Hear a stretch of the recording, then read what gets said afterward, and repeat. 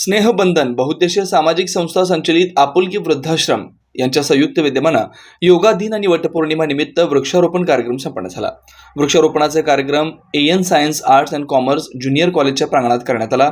यावेळी आपुलकी वृद्धाश्रमचे संस्थापक अध्यक्ष डॉक्टर नितीन बाबर सर, संस्थापक उपाध्यक्ष श्री गौतम बनसोडे सर, संस्थापक सचिव श्री दत्ता बनसोडे सर, खजिनदार श्री रामचंद्र मंत्री सर, सहसचिव श्री संतोष कुलकर्णी सर, संचालक सौ सुनीता बनसोडे मॅडम, संचालक सौ अस्मिता बाबर मॅडम, मदतनीस मुमताज पठाण मॅडम तसेच यावेळी कॉलेजचे संस्थापक सचिव प्राध्यापक नागेश अन्नलदास तसेच विद्यार्थी यांच्या प्रमुख उपस्थितीत वृक्षारोपण कार्यक्रम पार पडला. अशा प्रकारे उपस्थितीत सन्माननीय व्यक्तींसोबत वृक्षारोपण कार्यक्रम संपन्न झाला.